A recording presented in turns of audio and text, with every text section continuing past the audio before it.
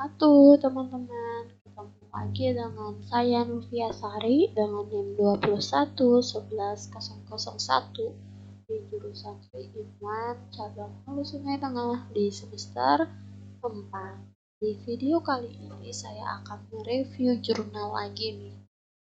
Review jurnal kali ini dengan judul Identifikasi Tanda Tangan Menggunakan Jaringan Saraf Tiruan Perambatan Balik Back Propagation. Di sebelah kanan ada sampul dari jurnal tersebut ya teman-teman.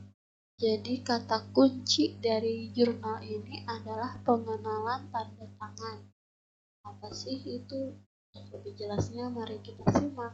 Sistem biometrik dan tanda tangan biometrik merupakan pengembangan dari media dasar identifikasi dengan menggunakan karakteristik alami manusia sebagai basisnya. Pada penelitian ini, karakteristik yang dibahas adalah pola tanda tangan. Hal ini disebabkan karena tanda tangan memiliki tingkat akurasi untuk identifikasi yang cukup tinggi. Perbandingan tingkat akurasi teknologi biometrik dengan mengacu perbandingan antara kesalahan proses identifikasi dengan ketepatan proses identifikasi dalam kondisi yang acak. Untuk lebih jelasnya, kita masuk ke pembahasan pertama. Jaringan saraf tiruan perambatan balik yang sudah dilatih dengan data citra tanda tangan seseorang dapat digunakan untuk mengenali pemilik tanda tangan tersebut. Kedua, untuk mendapatkan arsitektur dan parameter jaringan saraf tiruan yang terbaik, perlu memperhatikan jumlah simpul lapis tersembunyi, laju pembelajaran, momentum, toleransi galat, dan jumlah epoch.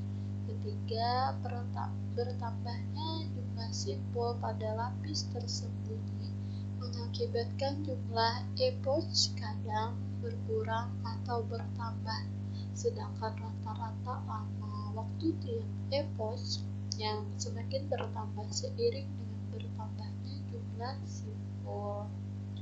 Keempat, simpul akan bekerja maksimal dengan laju pembelajaran sebesar 0,3 karena pada keadaan ini jumlah epoch paling sedikit dan waktu yang dibutuhkan paling cepat saat proses pelatihan.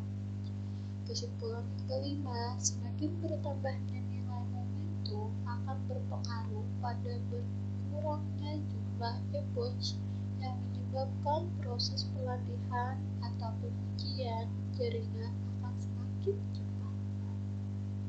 Lalu di sini ada beberapa hal yang dapat diperhatikan ialah pertama, penelitian dapat dilanjutkan secara waktu nyata atau real time yang dapat dilakukan dengan cara menghubungkan alat pemindai tanda tangan dan perangkat lunak secara langsung.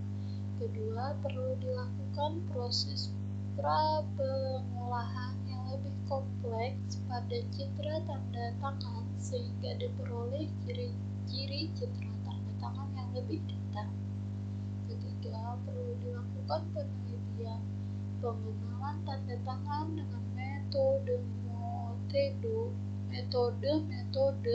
selain GST perambatan balik, misalnya menggunakan metode PGA, AGA, HNM, atau algoritma genetik, kemudian dibandingkan agar diperoleh metode terbaik untuk mengenali tanda tangan tersebut. Perancangan perangkat lunak yang dibuat bertujuan untuk mengenali pola suatu citra tanda tangan manusia agar dapat dikenali pemiliknya.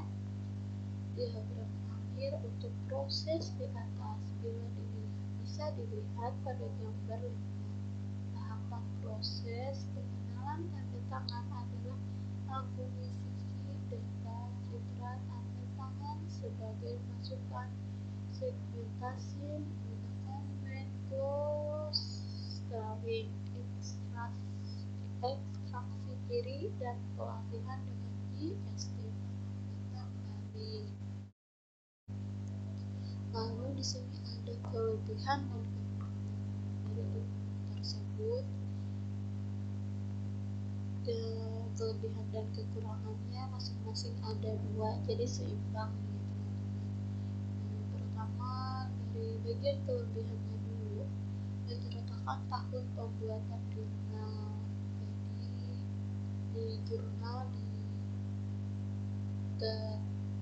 disertakan dengan detail penjelasan input hasil proyek memakai tabel dan diagram, jadi lebih jelas untuk para pembaca. Kekurangannya itu penomoran pada halaman tidak konsisten, ada yang di bagian kanan, ada yang di bagian kiri. Lalu kedua, tidak ada penjelasan atau gambar cara kerja proyek tersebut.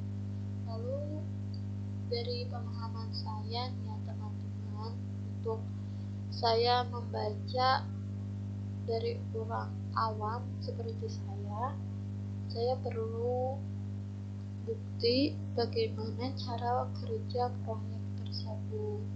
Jadi di jurnal ini hanya ada tertulis cara-caranya dan hasil dari proyeknya. Dan sampai sini dulu video kali ini. Sampai ketemu di review jurnal berikutnya. Wassalamualaikum warahmatullahi wabarakatuh.